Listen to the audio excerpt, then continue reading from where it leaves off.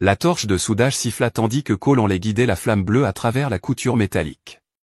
La sueur perlait sur son front sous le masque de protection, mais ses mains restaient stables, la même stabilité qui lui avait bien servi en tant que marine.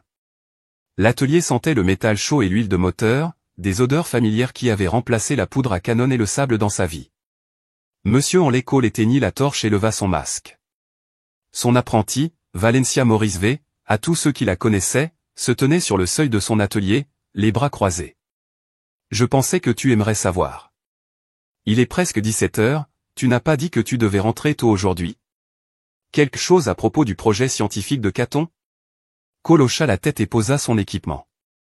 Merci, V a perdu la notion du temps. Vous le faites toujours lorsque vous travaillez sur quelque chose de nouveau. Je me suis approché pour examiner la sculpture métallique qui prenait forme sur son établi. Qu'est-ce que c'est, juste quelque chose pour Caton? Une maquette de balbuzard marin? Cole passa une main calleuse sur l'avion à moitié terminé. Il m'a posé des questions sur mon temps. Les enfants d'outre-mer curieux de connaître son père ne peuvent pas lui en vouloir. La voix de V s'adoucit. Comment va-t-il avec les traitements? Mieux, Cole a commencé à nettoyer sa station. En raison d'un manque de pratique, le médecin affirme que le nouveau médicament est prometteur. Et Mara, elle tient le coup. Quelque chose de serré dans la poitrine de Cole qu'elle gère. Les yeux de V se plissèrent légèrement, mais elle hocha simplement la tête. Dis-le à l'enfant. J'ai dit, et, on le fera. Le chemin du retour a duré 15 minutes, serpentant à travers leur ville côtière de l'Oregon où la brume perpétuelle planait entre les pins. Cole conduisait avec les vitres baissées malgré le froid. Laissant l'air froid lui éclaircir la tête, ses pensées dérivèrent vers Mara, sa distance grandissante, la façon dont elle tressaillit lorsqu'il la toucha. L'appel téléphonique de fin de soirée, elle pensait qu'il ne pouvait pas entendre. Ses mains se resserrèrent sur le volant. 15 ans de mariage, 13 ans d'éducation commune de Caton et maintenant quelque chose n'allait pas, quelque chose au-delà des difficultés habituelles d'un mariage mis à rude épreuve par la maladie d'un enfant et la pression financière. Cole s'est garé dans l'allée de leur modeste maison à 2 étages. Le vélo de Caton était calé contre la porte du garage. Au moins son fils était à la maison. La voiture de Mara était également dans l'allée, ce qui était inhabituel pour un jeudi. Normalement, elle serait à son club de lecture. Jusqu'à 7 heures, la maison sentait l'ail et la sauce tomate lorsque Cole a ouvert la porte. Autre surprise, Mara n'avait pas préparé de bons repas depuis des semaines. La voix de papa Caton venait du salon où il était assis, les jambes croisées sur le sol, les manuels éparpillés autour de lui. À 13 ans, il n'avait que des coudes et des genoux, grandissant plus vite qu'il ne pouvait lui acheter des vêtements, malgré les problèmes médicaux qui le tourmentaient depuis sa naissance. Il y avait une luminosité dans les yeux de Caton qui rappelait à Cole pourquoi il se levait chaque matin. Et mon pote. Cole a ébouriffé les cheveux de son fils. À quel point l'école était-elle ennuyeuse, à part les sciences? Disséquer des grenouilles la semaine prochaine semble compliqué, c'est la meilleure partie. Caton sourit puis baissa la voix. Maman fait des lasagnes? Elle semble différente aujourd'hui. Cole jeta un coup d'œil vers la cuisine. La façon dont Caton haussa les épaules était différente. Je ne sais pas, elle sourit beaucoup, mais pas comme si elle était heureuse, plutôt comme si elle attendait quelque chose. Un frisson parcourut le dos de Cole qui n'avait rien à voir avec le temps côtier. Pourquoi ne prépares-tu pas tes devoirs? Le dîner devrait être bientôt prêt. Dans la cuisine, Mara se tenait au comptoir, coupant soigneusement du pain à l'ail. Ses cheveux blonds étaient tirés en queue de cheval et elle portait la robe bleue que Cole lui avait offerte pour leur anniversaire il y a 2 ans. Autre anomalie, elle leva les yeux alors qu'il entrait dans son sourire, sans vraiment atteindre ses yeux. Tu es à la maison. Elle s'essuya les mains avec un torchon. Timing parfait. Le dîner est presque prêt. Cole s'appuya contre le cadre de la porte et l'étudiant. Je ne savais pas que tu cuisinais ce soir. Je pensais que tu avais un club de lecture. Il a été annulé. Mara retourna au four pour vérifier les lasagnes. J'ai pensé que ce serait bien d'avoir un dîner en famille pour une fois. Ça fait un moment que ça fait. Cole la regarda verser du vin rouge dans des verres, une occasion spéciale. La main de Mara s'arrêta presque imperceptiblement avant de continuer à verser. Dois-je avoir une occasion pour préparer le dîner pour ma famille? Cole ne dit rien, se contentant de continuer à observer la femme qu'il avait autrefois regardée avec un véritable amour, sans ce masque prudent de domesticité. Quelque chose dans ses mouvements semblait répéter, comme si elle jouait le rôle d'une épouse dévouée plutôt que d'en être une. Pourquoi n'appelles-tu pas Caton? Tout est prêt. Le dîner commença tranquillement. Les lasagnes étaient parfaites, des couches de pâte, de viande et de fromage avec juste ce qu'il fallait d'épices. Cole prit de petites bouchées, regardant Caton engloutir sa portion. Mara sirotait son vin mais touchait à peine à sa nourriture. « C'est super, maman. » Caton dit entre deux bouchées. « Je suis content que ça te plaise. » Ma chérie Marla a souri à leur fils. « Assurez-vous d'essayer le pain à l'ail. Je l'ai fait comme tu l'aimes. » Cole a pris un morceau de pain mais ne l'a pas encore mangé. « Comment s'est passé le travail, Mara? Tu n'en as pas beaucoup parlé ces derniers temps. » Oh, la gestion habituelle de la paperasse des clients. Elle agita la main avec dédain, rien d'intéressant. N'avez-vous pas mentionné un nouveau projet la semaine dernière, concernant la refonte de la propriété au bord du lac d'un client? Le sourire de Mara s'est effondré pendant un instant. Qui est tombé à cause de différences créatives? Cole hocha la tête et finit par prendre une bouchée du pain à l'ail. C'était riche en beurre et en ail, le préféré de Caton. Il regarda son fils chercher son verre d'eau, remarquant comment la main de Caton tremblait légèrement. « Tout va bien, mon pote ?» a demandé Cole. « Ouais, juste. » La voix de Caton était étrange, presque brouillée. « Je me sens un peu étourdi. » Le corps de Cole se tendit, ses instincts de combat déclenchant des signaux d'avertissement à travers son système. Il regarda sa propre assiette, puis Mara, qui regardait Caton avec une intensité qui glaça le sang de Cole. « Je ne me sens pas très bien non plus, » a déclaré Cole en s'éloignant de la table. La pièce s'inclina légèrement et il agrippa le bord de la table pour se stabiliser. « Oh non, » dit Mara, l'inquiétude parfaitement peinte sur son visage. « C'est peut-être quelque chose que vous avez mangé au déjeuner. Vous êtes tous les deux pâles. » Cole essaya de se relever, mais ses jambes fléchirent. Caton s'affala en avant, son front heurtant la table avec un léger bruit sourd. Cole s'efforçait à se mettre au sol et à ramper vers son fils, Caton. Sa voix semblait lointaine à ses propres oreilles. « Caton, reste avec moi, papa. » Les yeux de Caton papillonnèrent. « Je ne sens pas mes jambes. » La vision de Cole se brouilla alors qu'il tirait Caton au sol à côté de lui avec un effort énorme.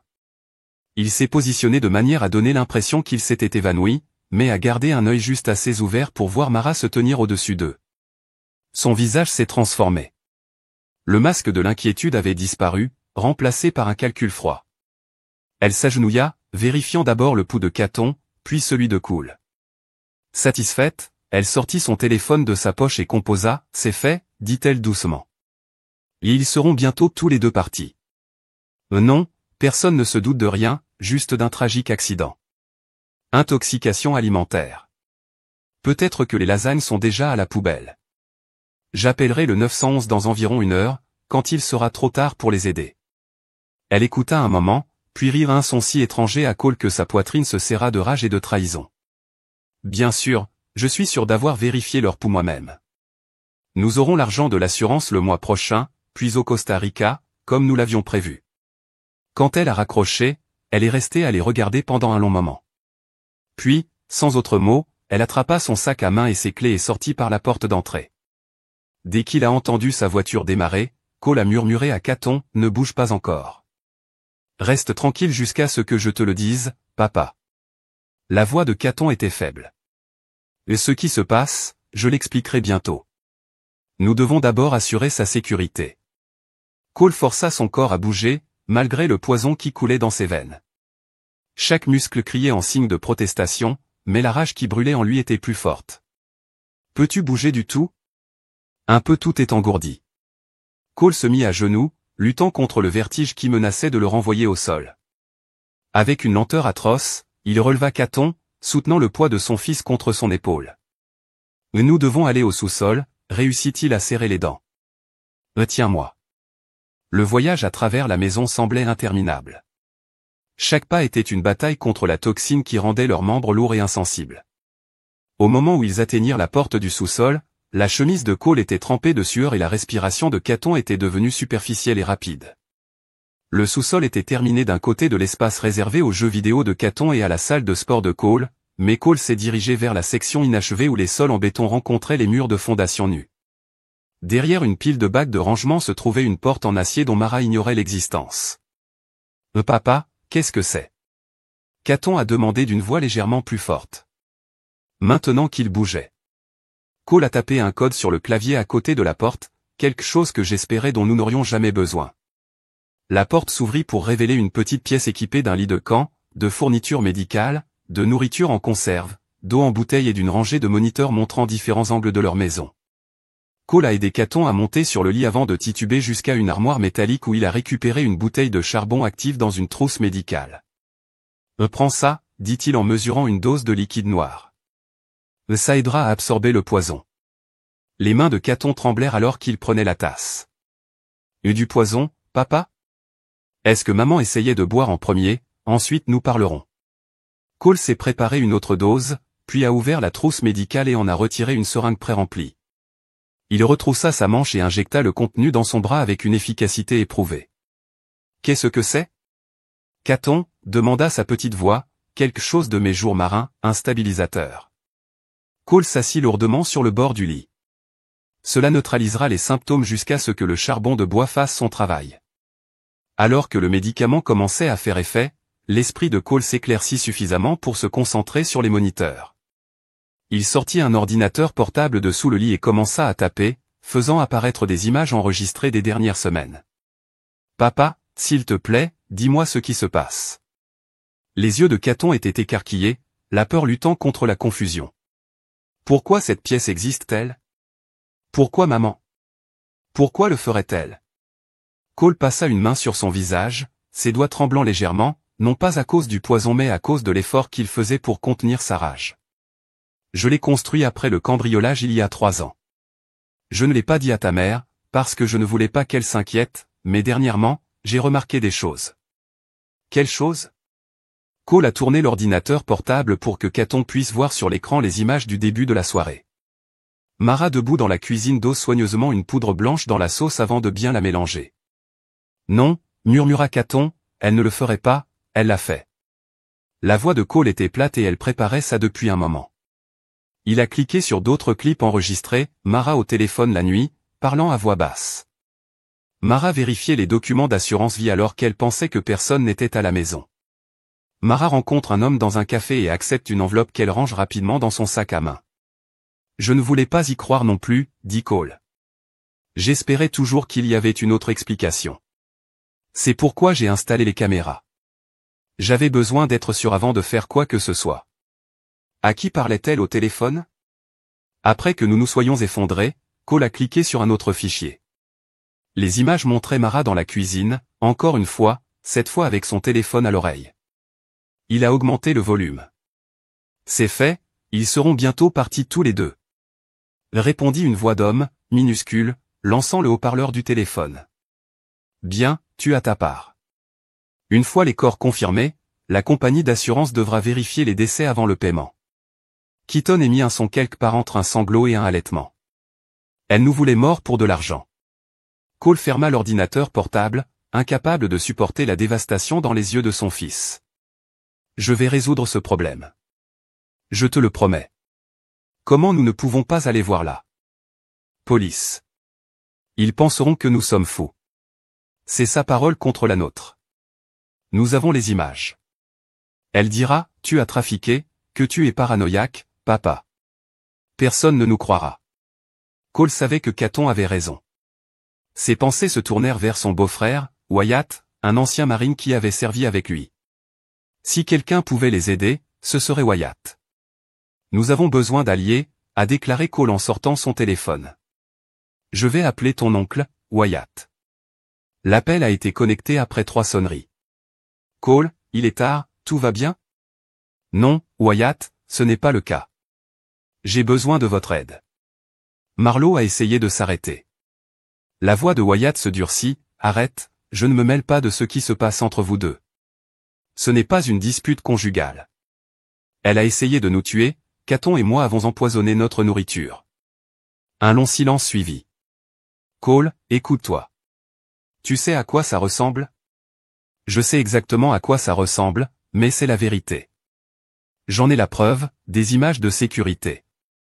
Écoute, J'ai essayé de te donner le bénéfice du doute au fil des années, mais Mara m'a parlé de tes épisodes, de la paranoïa, des sautes d'humeur. Elle s'inquiète pour toi. Pendant un long moment, la prise de Cole sur le téléphone s'est resserrée. Elle t'a dit que j'étais instable. Elle nous l'a dit à tous, la famille est inquiète, Cole, nous avons parlé des options d'intervention, pour obtenir de votre aide. La trahison a été plus profonde que ce que Cole avait cru possible.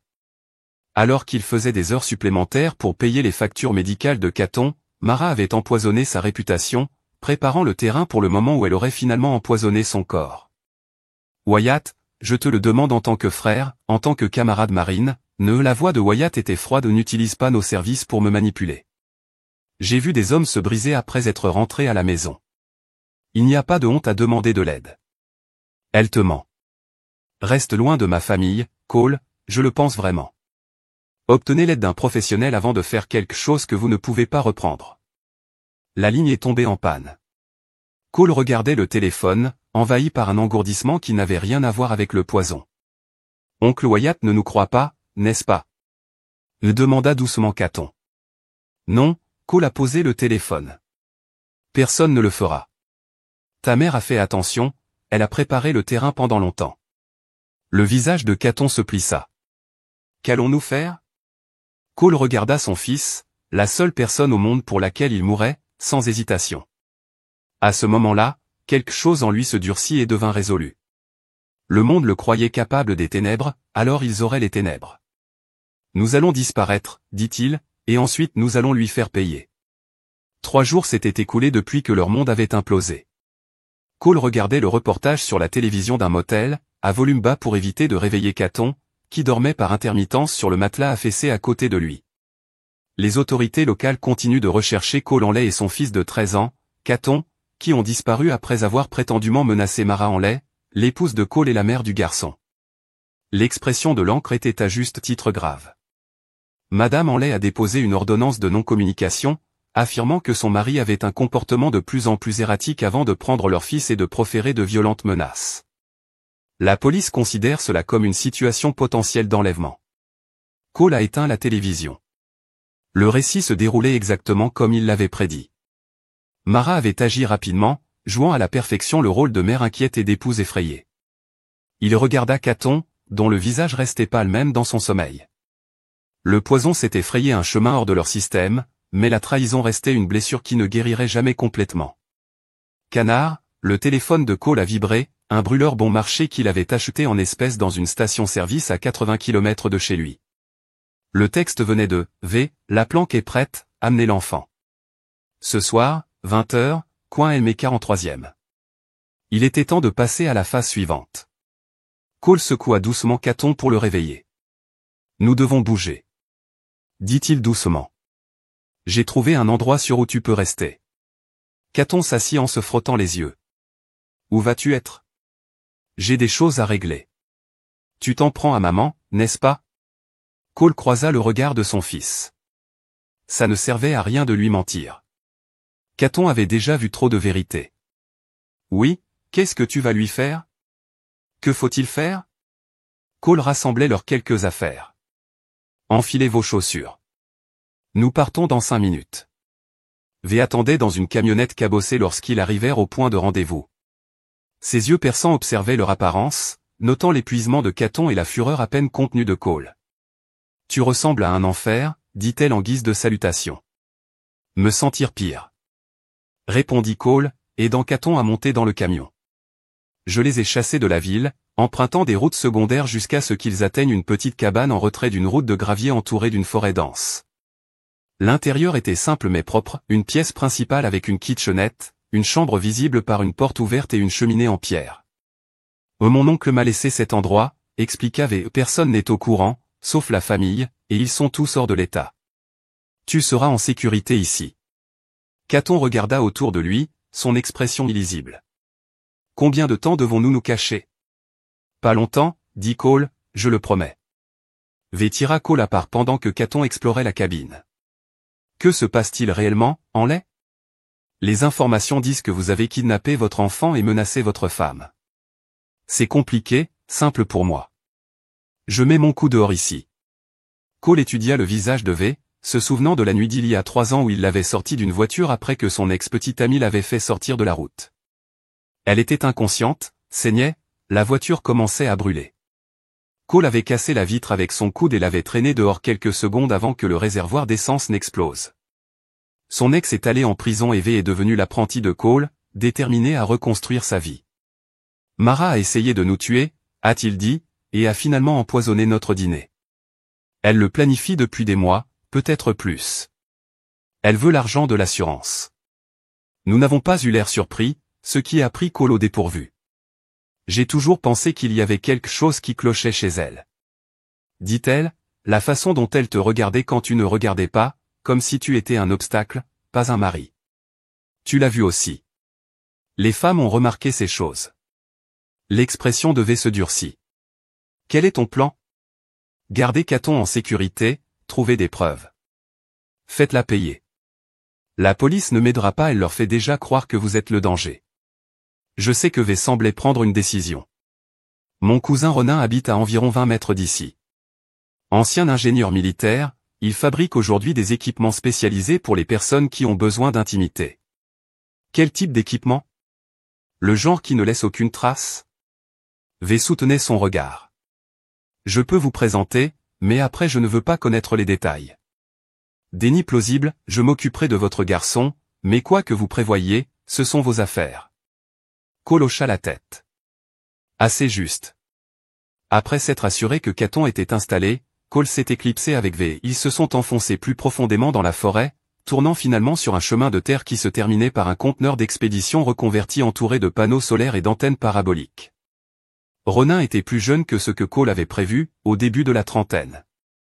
Avec les yeux hyper alertes de quelqu'un qui a vu un combat, il écouta sans interruption l'explication abrégée de V, puis hocha une fois la tête, entré et dit-il simplement, à l'intérieur du conteneur se trouvait un atelier qui aurait fait envie aux renseignements militaires.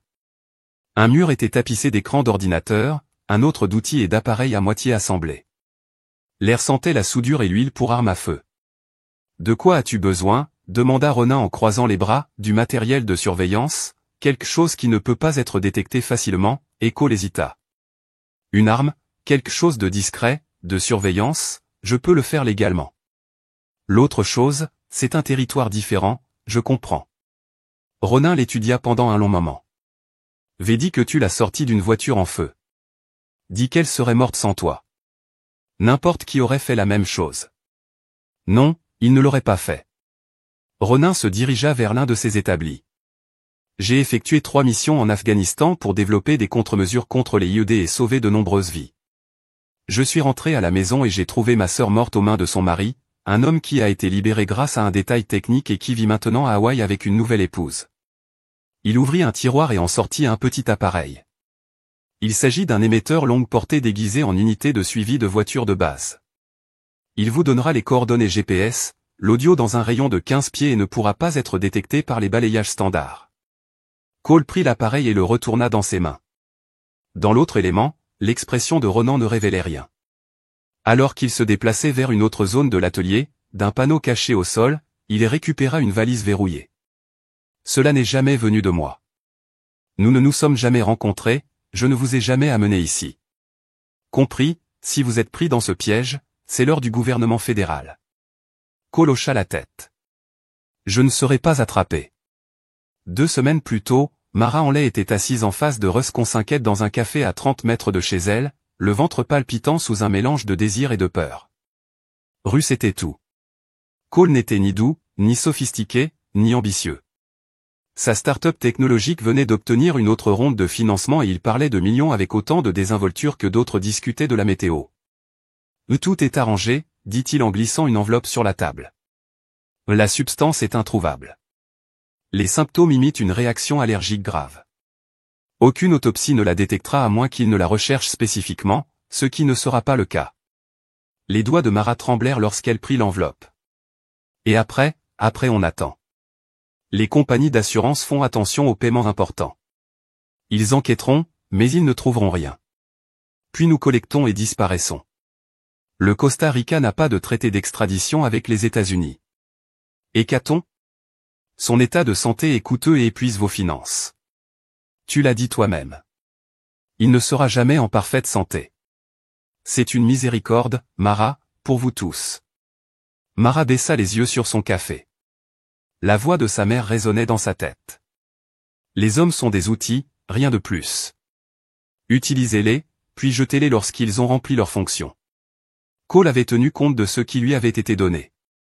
Caton lui offrait un foyer stable et une vie respectable, mais il était désormais un point d'ancrage qui la retenait de la vie qu'elle méritait. Et Caton, les visites interminables chez le médecin, les médicaments, les régimes spéciaux. Elle aimait son fils, mais le fardeau l'écrasait. Ce serait mieux, une rupture nette, un nouveau départ. Je le ferai vendredi, dit-elle. Enfin, Cole rentrera tôt. Je vais faire des lasagnes. C'est le préféré de Caton.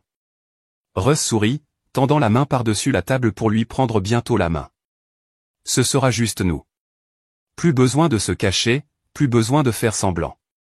Mara lui rendit son sourire, repoussant la dernière lueur de doute. Cole a examiné les images du traceur de voiture de Mara pour la 3e fois, notant le même schéma, les lundis et jeudis après-midi passés dans un immeuble moderne à Portland, toujours pendant exactement 3 heures.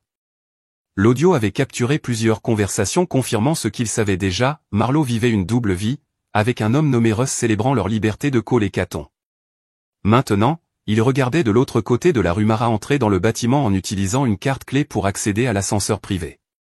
Selon les registres de propriété, Cole avait retiré le pantouse appartenant à Russell Consinked, PDG de Next Star Technology, une société qui promettait des solutions d'IA révolutionnaires mais n'avait pas encore livré de produits réels. Cole a ouvert son ordinateur portable, accédant aux caméras de sécurité du bâtiment par une porte dérobée créée par Ronin. Le flux montrait Maru entrant dans l'ascenseur, vérifiant son apparence dans le mur en miroir, puis sortant au dernier étage. Elle entra dans le pantouse sans frapper à l'intérieur. Russ la salua avec un baiser. Aucun problème, aucun. Mara a laissé tomber son sac sur une table basse en verre. La police a émis une alerte à l'échelle de l'État pour Cole et Caton. Ils sont convaincus que Cole a fait une sorte de dépression, un syndrome de stress post-traumatique ou quelque chose du genre. Ils me traitent comme une victime. Parfait. Russ a versé 2 verres de champagne à un nouveau départ. Ils tintèrent leurs verres et Cole dut se forcer à respirer à cause de la rage qui menaçait de l'envahir. Il les regardait célébrer la mort d'un père et de son enfant, des morts qui ne s'étaient pas produites mais dont il pensait que Cole avait fermé un ordinateur portable. Il avait ce dont il avait besoin au motel où il résidait maintenant, séparé de Caton pour des raisons de sécurité. Cole étala les documents qu'il avait rassemblés. Les registres de propriété montraient qu'outre le pantouse, Russ possédait un entrepôt à la périphérie de la ville, répertorié comme stockage pour Next Star Technology, mais les registres des services publics racontaient une autre histoire, une consommation d'électricité minimale, à l'exception d'un système de sécurité sophistiqué. Aucune consommation d'eau du tout. Pas un lieu de travail. Puis autre chose. Le téléphone de Cole sonna avec un message provenant de l'équipement Ronin prêt. Ce soir, les pièces se mettaient en place. Ronin a remis un petit drone équipé d'une caméra haute résolution. La portée de contrôle est d'un demi-mile, la batterie dure 40 minutes, la caméra peut voir à travers la plupart des fenêtres standards, capture à la fois le visuel et l'infrarouge. Cole a examiné le drone, notant sa finition noir mat et ses rotors presque silencieux. Cela fonctionnera. Et les autres articles d'un sac polochon. Ronin a produit une arme de poing avec un suppresseur intégré, des munitions subsoniques Glock 19 modifiées. Le suppresseur est fixé en permanence, plus fiable de cette façon. Vint ensuite une série de ce qui ressemblait à des grenades fumigènes ordinaires. Ceux-ci produisent un brouillard dense qui bloque les caméras de sécurité standard et la plupart des capteurs de mouvement. Dispersion en 3 minutes, aucun résidu, emballé à froid. Tout avec soin. Merci, ne me remercie pas, dit Ronin. Soyez juste minutieux. Les gens comme votre femme et son petit ami, ils ne s'arrêtent pas, ils n'apprennent pas de leçons, ils trouvent juste de nouvelles victimes. Cole hocha la tête, comprenant précisément ce que Ronin ne disait pas. La mise en scène de sa propre mort était méthodique, comme tous les autres aspects du plan de Cole. Il a laissé des vêtements ensanglantés au bord de la rivière, des vêtements qui contenaient des traces de son ADN provenant de cellules de cheveux et de peau. Il s'est assuré que le sang était le sien, soigneusement prélevé avec une seringue et répandu pour suggérer une blessure importante. Un téléphone graveur enregistré à son nom a été laissé à proximité, son GPS suffisamment actif pour envoyer une requête ping aux données de localisation avant que la batterie ne s'épuise. Les médias locaux l'ont rapporté en quelques heures. Recherche en cours pour un suspect d'enlèvement potentiellement suicidaire. Le soir, le récit avait évolué. Les autorités craignent un meurtre-suicide car du sang trouvé près des matchs de River. Le père disparu, Cole, regardait la couverture depuis la cabine où V s'occupait de Caton. L'expression de son fils était illisible alors que le journaliste décrivait comment Cole s'était probablement suicidé après avoir blessé ou tué son propre fils. « Il pense que nous sommes morts, dit doucement Caton. C'est l'idée. C'est ce que maman pense aussi. » Cole a récupéré le flux audio de l'appartement de Mara. Sa voix remplit la pièce. Ils ont trouvé du sang au bord de la rivière. Il pense qu'il s'est suicidé. Peut-être Caton aussi. La voix de Russ a suivi tous les corps, mais non, mais il traîne la rivière. Ce n'est qu'une question de temps. Et puis l'assurance paie après enquête. Oui, il faut être patient. Cole a éteint l'enregistrement. Elle pense que nous sommes morts et elle en est heureuse. Le visage de Caton se durcit, quelque chose changea dans ses yeux, une perte d'innocence que Cole aurait aimé éviter. Que se passe-t-il ensuite? Ensuite, je m'en prends à un petit ami. C'est lui le maillon faible. Puis maman Cole a regardé son fils, voyant non seulement un garçon mais un jeune homme qui avait été forcé d'affronter les aspects les plus sombres de la nature humaine bien trop tôt, une étape à la fois. L'entrepôt était isolé au fond d'un parc industriel, son extérieur altéré et banal. Cole avait passé 3 nuits à observer la propriété, notant que Russ ne venait qu'une fois par semaine, toujours seul, toujours après minuit. Ce soir, c'était cette nuit-là. Cole a observé à travers des jumelles la Tesla de Russ s'arrêter devant la porte. Le système de sécurité était haut de gamme, couverture de caméras, capteur de mouvement, serrures électroniques nécessitant à la fois une carte clé et un code numérique. Mais Cole avait prévu cela. Alors que Russ s'approchait de la porte, son téléphone sonna avec un email.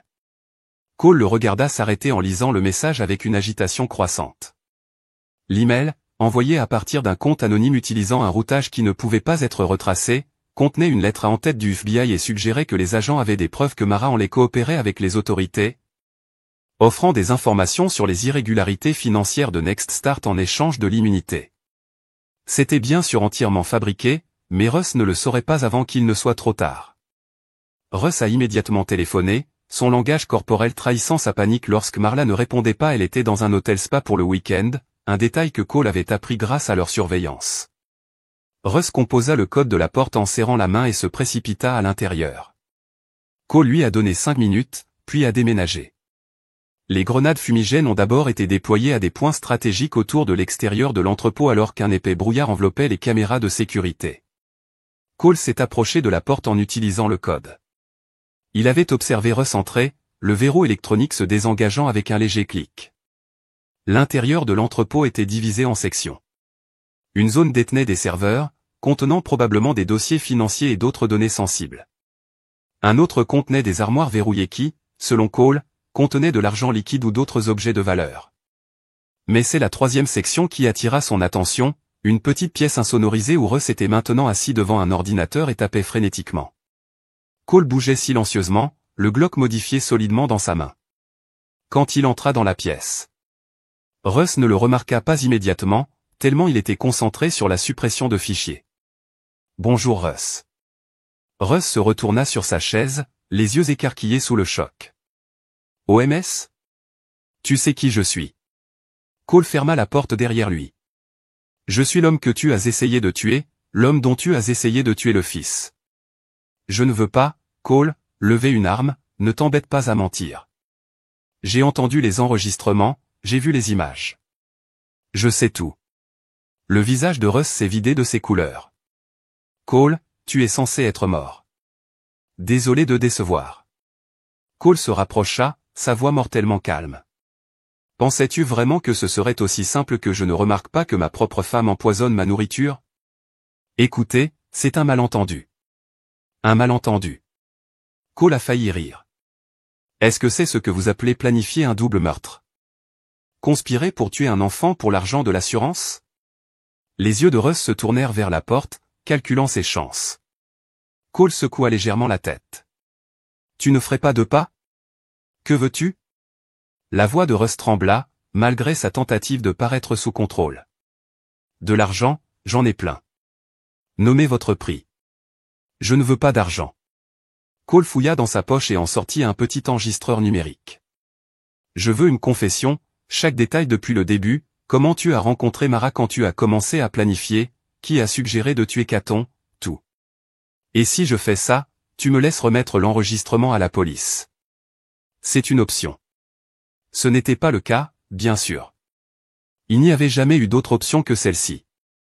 À partir de ce moment, Cole a regardé Mara vérifier son pouls, le croyant mort ou mourant. Mais Rustin n'avait pas encore besoin de le savoir. Commencez à parler, dit Cole en posant l'enregistreur sur le bureau. Depuis le début, Russ a parlé pendant plus d'1 heure.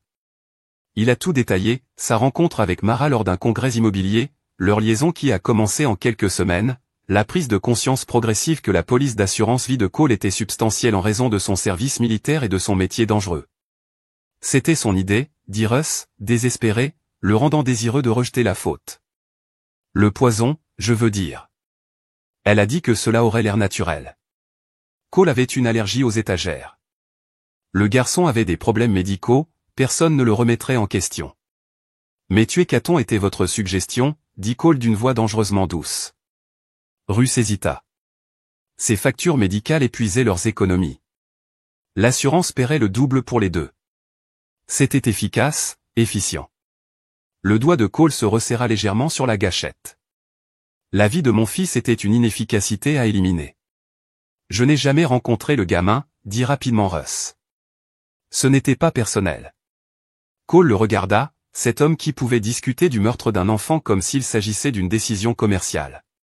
C'était personnel pour moi. Une fois la confession terminée, Cole a empoché l'enregistreur. Merci pour votre honnêteté. Le soulagement a inondé le visage de Russ. Nous avons donc fini ici. Je t'ai donné ce que tu voulais. Presque Cole s'est déplacé vers l'ordinateur, éjectant un lecteur de pouce. Russ avait inséré ce qu'il y a là-dessus? Rien d'important, juste une entreprise financière de l'entreprise. Cole l'a empoché. Je vais le garder quand même. Assurance de moi-même, bien et peu importe. Puis-je y aller maintenant? Cole l'a étudié, cet homme qui avait comploté pour détruire tout ce que Cole aimait, qui avait corrompu Mara, l'a convaincu que l'argent valait plus que la vie de son mari et de son enfant en Afghanistan. Cole avait appris que certaines menaces ne pouvaient pas être neutralisées à mi-chemin. Certains ennemis n'arrêteraient jamais de venir pour vous.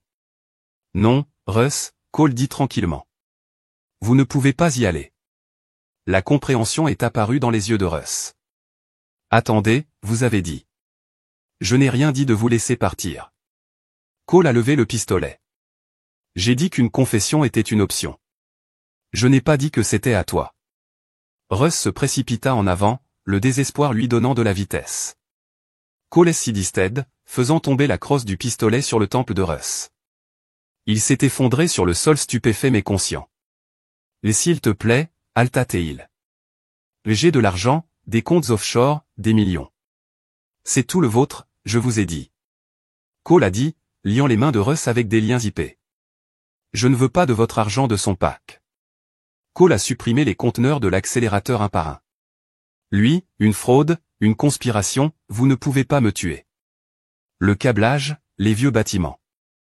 La police cherchera son corps, sans enquêter sur un incendie d'entrepôt. À travers l'État, les difficultés de Russ sont devenues plus frénétiques. Mara saura qu'elle le comprendra. Mara sera trop occupée à planifier sa propre évasion pour s'inquiéter pour vous. Cole se tenait au-dessus de lui. Elle vous a utilisé, Russ, tout comme elle m'a utilisé. La différence est que je l'ai compris dans le temps. Cole a frappé un match, regardant la petite flamme danser entre ses doigts.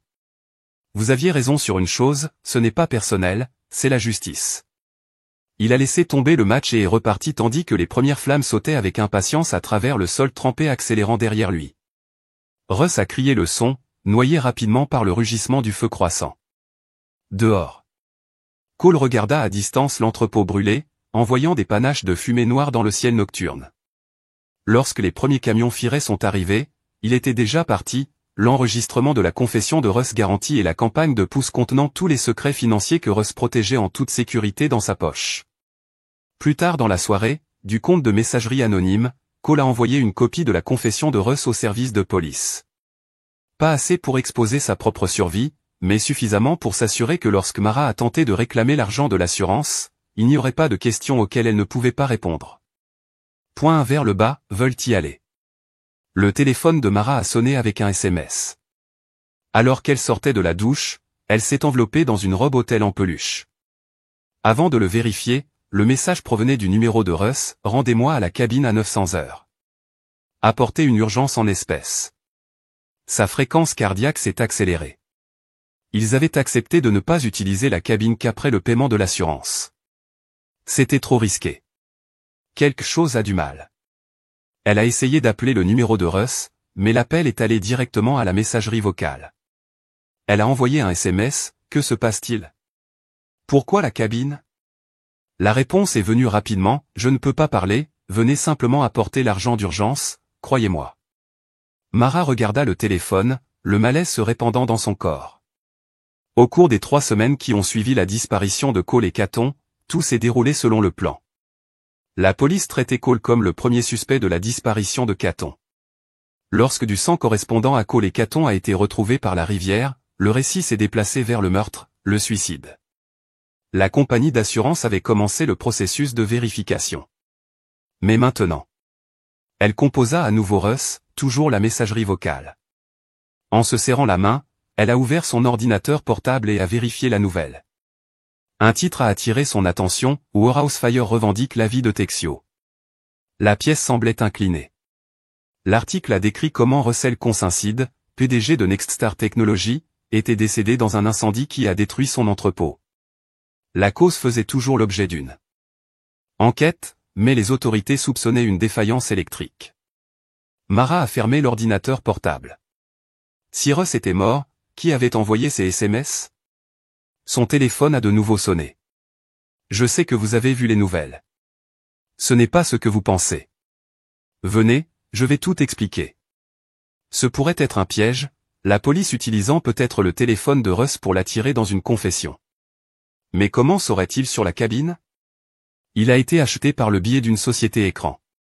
Les documents enfouis sous des couches de fausses identités sont. Ou peut-être que ce n'était pas un piège. Peut-être que Russ avait simulé sa mort, créant un détournement pour rejeter toute enquête potentielle. Ce serait comme lui, théâtral, dramatique, efficace. Mara a pris sa décision, elle irait, mais elle serait préparée. De sa valise, elle a retiré une petite arme de poing que Russ lui avait donnée pour se protéger. Elle a vérifié qu'il a été chargé avant de le rentrer dans son sac à côté d'une pile de trésorerie, 50 000 $ en facture d'occasion, leur fonds d'urgence. La cabine était située à 2 heures de la ville, nichée dans une forêt dense, sans voisins sur des kilomètres. Parfait pour l'intimité, parfait pour les secrets. Alors que Mara roulait le long de la route sinueuse, l'obscurité est tombée, faisant que la forêt autour d'elle ressemble à une entité vivante, en regardant et en attendant. Quand elle a finalement atteint la sortie de la cabine, elle a remarqué quelque chose d'étrange comme une lueur dorée douce émanait de l'intérieur, pas l'éblouissement dur des feux d'inondation de la police, mais l'éclairage doux des bougies. Elle s'est garée à une certaine distance, s'approchant avec prudence à pied. À travers les fenêtres, elle pouvait voir des dizaines de bougies disposées dans la salle principale. La musique a joué doucement, le même album de jazz qui avait joué la première nuit qu'elle et Russ avaient été ensemble. Un soulagement l'a inondée. C'était Russ étant romantique même en crise. Elle aurait dû savoir. Pourtant, la prudence l'a fait garder sa main sur le pistolet alors qu'elle entrait dans la cabine. Russ, pas de réponse. Mais sur la table à manger était une bouteille de vin déjà ouverte dans un seul verre. À côté, il est de noter dans l'écriture de Russ, versez-vous un verre, je reviendrai. Mara regarda autour de la cabine vide, sa nervosité s'estompe. C'était si généralement Russ, dramatique, romantique, excessif. Quelle que soit l'urgence les avait provoqués ici, il ne pouvait toujours pas résister à la mise en scène. Elle a versé le vin et a pris une petite gorgée, savourant la riche saveur. Alors qu'elle posa le verre, le mouvement l'a rattrapé. J'ai une ombre se déplaçant dans le coin de la pièce. Russ, ce n'est pas drôle, ce n'est pas censé l'être. La voix a gelé son sang, pas les tons lisses et cultivés de Russ, mais une voix plus profonde et plus dure. Elle savait intimement, une voix qui aurait dû être réduite au silence pour toujours. Cole sorta de l'ombre, son visage illuminé par la lumière des bougies. Il avait l'air différent, plus mince, plus dur, ses yeux brûlants avec une intensité qui a fait prendre un pas en arrière. « Mais tu es mort » murmura-t-elle. « Russ aussi, répondit Cole. La différence est qu'il est vraiment mort. La main de Mara se déplaça vers son sac, mais Cole secoua la tête. « Le pistolet ne vous aidera pas. J'ai retiré le percuteur pendant que vous montiez de la voiture. Comment vous avez-vous? Je vous connais, Mara, mieux que vous ne le pensez. » Cole s'est déplacé vers la table, plaçant un ordinateur portable à sa surface. « Tout comme je sais ce que vous et Russ prévoyez. Combien de temps allez-vous attendre après m'avoir tué et qu'a-t-on, 1 mois, 2 avant de le rejoindre avec tout cet argent d'assurance? Tu ne comprends pas. Mara a commencé son esprit à courir pour une issue. Russ m'a manipulé. Il m'a menacé, a dit qu'il avait blessé qu'a-t-on si je ne l'aidais pas. Le rire de Cole était sans humour, mentant encore maintenant. Il a ouvert un ordinateur portable et a appuyé sur des lectures sur un fichier vidéo. Le visage de Russ a rempli l'écran, son expression un mélange de peur et de démission. Je m'appelle Russell Conmined. L'enregistrement a commencé. Je fais cette confession volontairement. J'ai conspiré avec Mara en lait pour assassiner son mari, Cole en lait, et leur fils, qu'a-t-on en lait, pour de l'argent d'assurance.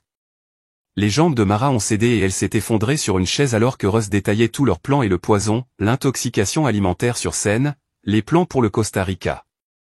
Lorsqu'il a atteint la partie pour suggérer que qu'a-t-on soit également éliminé, Mara n'a pas pu supprimer un petit sanglot. « Éteignez-le » murmura-t-elle. « Et s'il vous plaît, Cole, fermez l'ordinateur portable qui a été envoyé à la police 1 heure après l'incendie de l'entrepôt. Ils enquêtent déjà. La demande d'assurance ne sera jamais approuvée. Maintenant, vous l'avez tué. Ce n'était pas une question. Je lui ai rendu justice. » La voix de Cole était calme, terrifiant. « La même justice que je vous donne. » Les yeux de Mara se précipitèrent vers le verre à vin. Comprendre l'arrivée. Le vin est parfaitement bien. Cole a ramassé le verre et a pris une gorgée. Je ne suis pas comme toi, Mara. Je n'empoisonne pas les gens.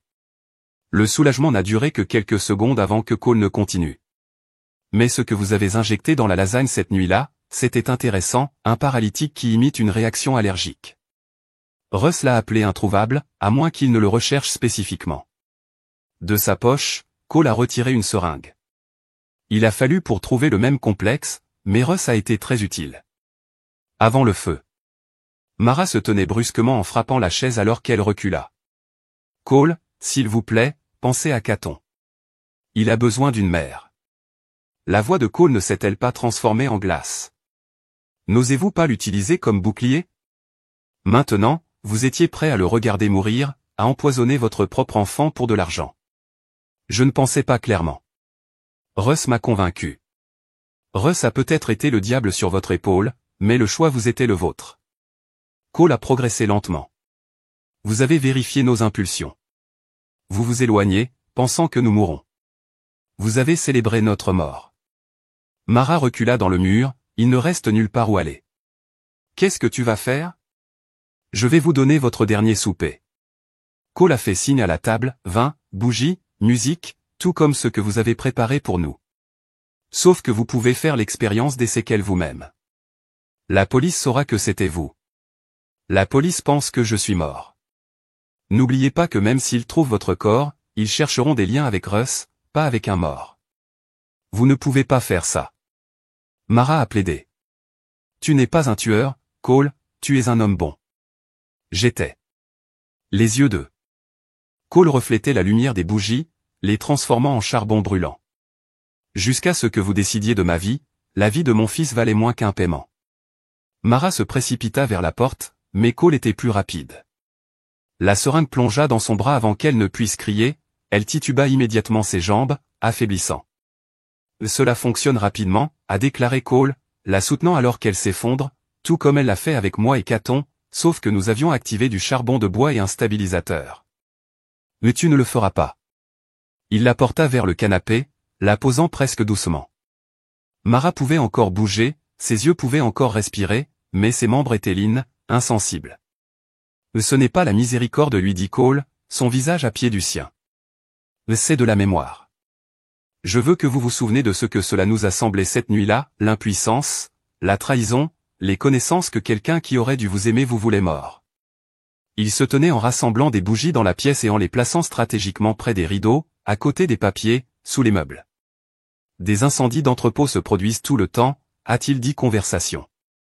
Il en va de même pour les incendies de cabine, en particulier dans des zones éloignées comme celle-ci. Bougie Wine, un accident tragique. Les yeux de Mara ont plaidé là où sa voix ne pouvait pas. Cole l'a regardé une dernière fois et cette femme qu'il avait aimée, avait construit une vie, avait créé un enfant avec qui, un instant, quelque chose comme le regret a traversé son visage. Vous avez choisi la cupidité de votre fils, au-dessus de moi, il a frappé un match. Ce choix a des conséquences. La première bougie a renversé, attrapant le rideau. Le feu se propage rapidement. Hungry et impatient, Cole se dirigea vers la porte, s'arrêtant avec sa main sur le bouton. Au revoir, Mara. Il ferma la porte derrière lui, le verrouillant avec la clé qu'elle avait utilisée pour entrer. Alors qu'il s'éloignait, les flammes ont commencé à lécher les murs en bois de la cabine, envoyant des étincelles dans le ciel nocturne. Au moment où quiconque a remarqué le feu, il ne restait plus que de la cendre et de l'os. Cole n'a pas regardé en arrière. 2 semaines plus tard, Cole Hanley a été officiellement déclaré mort. Le sang trouvé par la rivière avait été concluant de manière concluante à lui et à Caton, et bien qu'aucun corps n'ait été récupéré, les autorités ont clôturé l'affaire en tant que meurtre. Pendant ce temps, l'enquête sur la mort de Mara Hanley a révélé son lien avec Russell Combined et leur complot en vue de commettre une fraude et un meurtre d'assurance. La vidéo de confession, livrée de manière anonyme à la police, a fourni toutes les preuves nécessaires. L'affaire a fait la une des journaux nationaux. L'épouse et le l'overflow, le meurtre du mari, rencontrent la fin de Fiery. Personne n'a connecté les deux cas. Personne ne pensait chercher un homme qui n'existait plus. Ont-ils publié l'article, a demandé Caton, en levant les yeux d'où il aidait à réparer un moteur de tracteur? Il vivait dans la ferme de sa famille, maintenant à 50 milles de leur ancienne vie. Cole lui a tendu le journal. Le titre indique « Tajik and Two Insurance Murder Plow, Justice ou Karma ». Caton a scanné l'article, son jeune visage, solennel, au-delà de ses années. Ont-ils payé papa pour ce qu'ils essaient de nous faire? Cole a regardé son fils, toujours innocent à bien des égards, malgré tout ce qu'il avait enduré. Combien devrait partager un père avec un enfant? Combien de vérités un enfant de 13 ans pourrait-il supporter? Pas assez, dit enfin Cole. Mais ils ont fini, ils ne peuvent blesser personne d'autre. Caton hocha la tête, apparemment satisfait de la réponse. Que nous arrive-t-il maintenant? Nous recommençons. Cole a fait un geste vers les terres agricoles tentaculaires qui les entourent. L'offre de V pour nous vendre cet endroit a dit qu'elle préfère la ville de toute façon. Nous serons des agriculteurs, entre autres. Cole sourit légèrement. Je pensais à ouvrir une école de survie en milieu sauvage, enseignant aux gens à se préparer à se protéger. Puis-je aider? Je compte dessus. Cette nuit-là, après que Caton se soit couché, Cole s'est assis seul sur le porche en regardant des étoiles émerger dans le ciel obscurcissant. Dans sa main, il tenait 2 objets, le verre à vin Mara avait utilisé cette dernière nuit, soigneusement conservé dans un sac de preuve en plastique, et une seule balle, celle qu'il avait retirée du pistolet qu'il avait donné Mara, le rendant inutile quand elle avait besoin au maximum. Point, un pour la mémoire, un pour l'avertissement. Il les garderait tous les 2 enfermés, les rappels de l'homme qu'il avait été contraint de devenir. Le monde avait pris Cole Hanley à son mari, le père soudé. À sa place se tenait quelqu'un d'autre plus dur, plus froid et impitoyable pour l'homme qui avait servi justice quand la loi ne pouvait pas, un homme qui avait protégé son fils à tout prix, un homme qui ne ferait plus jamais confiance ou aimait si complètement, mais un homme qui avait encore un but, avait encore une raison de se lever chaque matin et de faire face à la journée. Caton. Cole a placé les articles dans leur boîte en métal et l'a verrouillée. Puis il est entré à l'intérieur, fermant la porte sur l'obscurité derrière.